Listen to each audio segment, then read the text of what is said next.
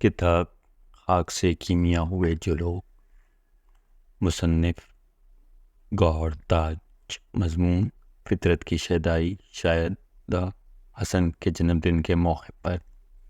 آج 24 نومبر ہماری ایک ایسی صوفی منش دوست کا جنم دن ہے جنہیں ہم شاعرہ شائدہ حسن کے نام سے جانتے ہیں۔ میں انہیں اپنی بہت ہی پیاری دوست گردانتی ہوں۔ میرا ادب سے تعلق واجبی سا ہے، بس اردو کو اپنی بات دوسروں تک پہنچانے کی حد تک، لہٰذا ان کی ادبی حیثیت پر گفتگو کی توقع رکھنا ان کے ساتھ زیادتی کے مترادف ہوگا۔ ان کی بہت اعلیٰ معیار کی شاعری پہ خیال آرائی میں ناقدین ادب اور ادب شناس لوگوں کے لیے رکھ چھوڑتی ہوں۔ مجھے شاعرہ سے اپنی بالکل پہلی ملاقات تو یاد نہیں، لیکن کئی دہائیوں قبل کا وہ زمانہ نہیں بھولتا جب میری عمر غالباً 7 یا 8 سال کی ہوگی۔ اس وقت مجھے رضویہ کالونی میں اپنے رشتہ داروں کے گھر اکثر بیشتر چھٹیاں گزارنے کا موقع ملتا تھا۔ رضویہ کالونی کراچی کی وہ بستی ہے جہاں گھروں میں ماہ محرم کے چاند کے ساتھ صف ماتم بچھانے کا اہتمام شروع ہو جاتا۔ گھر کے اضاءخانوں میں علم اور پٹکے سج جاتے، غم کی سفید چاندنی بچ جاتی سے اغلاف چڑھتے تکیے جن پہ برسیوں کے بیاض رکھ کر مینا نیز دبیر اور دوسرے شعراء کے کلام کو مینا طرز پہ پڑھا جاتا۔ گلیوں میں سبیلیں سجائی جاتی اور جلوس نکالے جاتے۔ اس طرح کربلا کے خون آشام واقعے کی تاریخ دہرائی جاتی۔ شائدہ کا تعلق ایسے ہی گھرانے سے ہے جہاں باطل کے سامنے سطح احتجاج بلند کرنے کی روایت سینہ منتقل ہوئی۔ میرے بچپن کا وہ زمانہ نسبتاً محفوظ گلیوں کا تھا جہاں میں اپنی کزن بچپن، جو آج بھی اپنے نام کی طرح خوبصورت اور ملنسار ہے، اپنی کزن کلچن اور آج بھی اپنے نام کی طرح خوبصورت اور ملنسار اور شائستہ شنو کے ساتھ کھیلتی، جو شائدہ کی 2 چھوٹی بہنیں تھیں۔ ہم جب کھیلتے کھیلتے تھک جاتے تو شاید پانی پینے کے بہانے شائستہ اور شنو کے گھر چلے جاتے۔ اس گھر سے ہماری رسائی صرف مختصر سے آنگن تک ہی محدود تھی، جہاں سب سے زیادہ دلچسپی ہمیں شائدہ، جنہیں ہم اس وقت شائدہ بازی کہتے تھے، سے تھی۔ کھلتی رنگت عمر کے حساب کچھ زیادہ لمبی سی قامت، کانوں کے عین اوپر سیاہ گھنے بالوں کی گندی 2 موٹی چوٹیاں اور چہرے پہ جھولتی چھوٹے کنگھرے اور بالوں کی کچھ لٹیں۔ یہ وہ بال تھے جو اپنی کوتا خامتی کے سبب لمبے بالوں کی چوٹی کی قید سے محفوظ ہو جاتے تھے۔ ان چہری لٹوں کی خوبصورتی کا تو کیا کہنا، لیکن شرارت صرف لٹوں کی تک محدود نہ تھی۔ کیا مجال ہے جو ہم نے اس کم عمری میں بھی شاید اٹکیلیاں کرتے دیکھا ہو۔ اس وقت بھی ان کے چہرے پر بلا کی سنجیدگی اور باتوں میں فلسفہ تھا، باوجود کچی عمر کے ان میں بزرگانہ شفقت اور محبت اور متانت بھری ہوئی تھی، جو آج کی شاعرہ کی صوفی منش اور خلوص طبیعت کی غماز ہے۔ پھر وقت نے کروٹ لی، ہمارے رشتے اور اسلام آباد منتقل ہو گئے، اور شائستہ شنو اور شائدہ کے دور میں کہیں گم ہو گئے۔ رہی میں تو میری یادداشت کی مٹھی میں فقط مہکتی یادوں کی جگنو جھلملاتے رہ گئے۔ کیا کریں، ایسا ہی ہوتا ہے۔ اس وقت ٹیکنالوجی نے گوگل جیسی زبردست تخلیق کو جنم نہیں دیا تھا، جو زندگی کے سفر میں کھوئے ہوئے افراد کو منٹ کی چوتھائی میں ڈھونڈ نکالتا۔ ایک بار وقت نے لمبی چس لگائی۔ اب کراچی یونیورسٹی سے مائکرو بایولوجی میں ماسٹرز کر کے ہمارا تقرری کراچی کے عبداللہ ڈگری کالج میں بطور مائکرو بایولوجی لیکچرر ہو گئی۔ یہ قدرت کا حسین اتفاق ہی تو تھا کہ کچھ ماہ بعد ہی ہماری کالج کی انگریزی کی استاد مسز عالیانی نے بتایا ان کا تبادلہ باہمی رضامندی کی بنیاد پر PCHS کالج میں ہو رہا ہے۔ وہاں سے یہاں آنے والے لیکچر کا نام شائدہ حسن ہے، اور یہ کہ بہت عمدہ شاعرہ بھی ہیں۔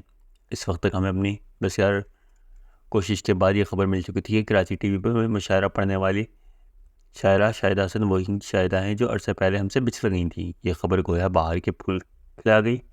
بلاخر شائدہ کی تقرری بطور انگریزی کے استاد ہمارے کالج میں ہو گئی۔ کالج میں شائدہ میرے لیے شائستہ شنو کی آپا نہیں بلکہ ساتھی استاد تھی۔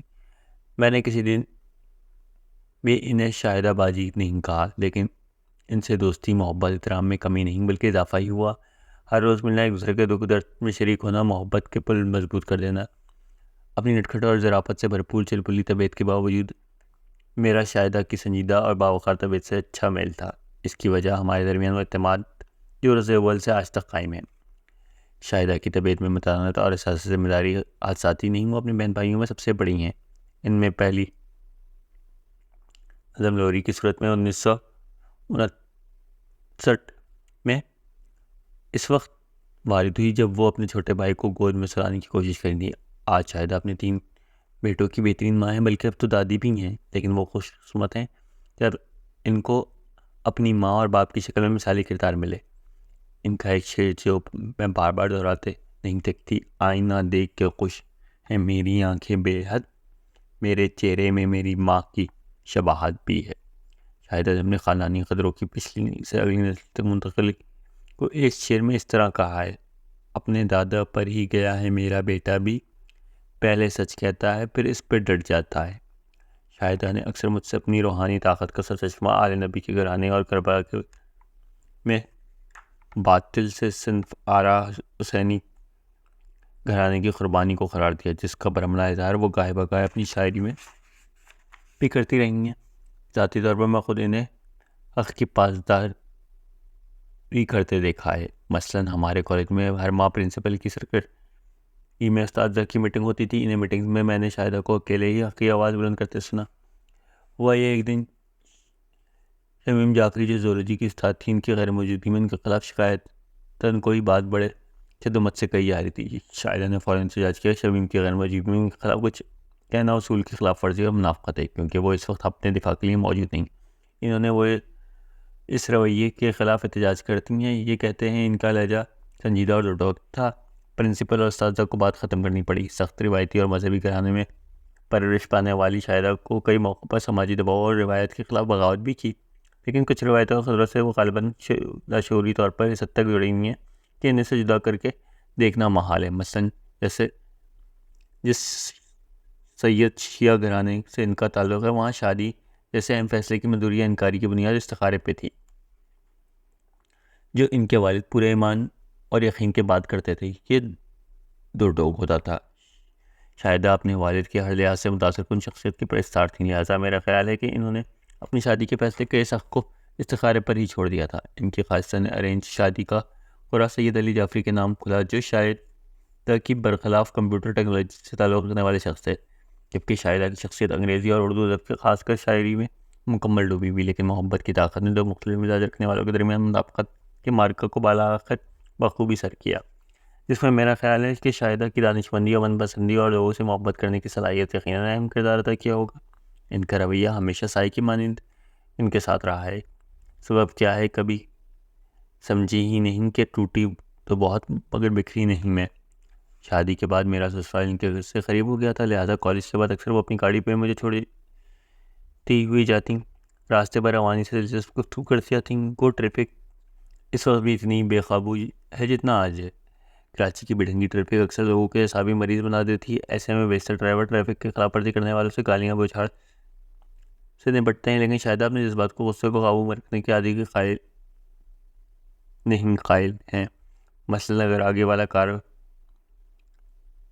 والا ہارن بجا دینے سے کہیں گے، جی حضور آپ تو تشریف لے چلیں، جی محترم آپ ہی سے فرمایا جا رہا ہے، کیا مجال ہے کوئی اسلام ترازی کا سطح سے غریب بات ان کے منہ سے ادا ہو؟ مجھے ایسا لگتا ہے جیسے گاڑی چلانے کے بجائے انتہائی مہذب انداز میں کسی مشاعرے میں کلام فرما رہی ہیں۔ عبداللہ کالج میں تدریس کے 10 سال بعد میں نے امریکہ کا راستہ ناپا۔ شاہدہ امریکہ آتی جاتی رہیں کہ ان کے بچے یہاں پڑھ رہے تھے اور میں کا بھی یہیں آن بسا تھا۔ شاہدہ اور علی بھائی نے کینیڈا اور امریکہ میں آنے جانے کا سلسلہ برقرار رکھا۔ وطن سے جڑے اکھاڑنے دل لولان ہوتا ہے، یہ کھیل تو نہیں۔ وقت کچھ اور لمبے ڈگ بڑھتا ہوا گزر رہا ہے۔ ملازمت سے مکمل سبکدوشی کے بعد اب شاہدہ کینیڈا کے شہر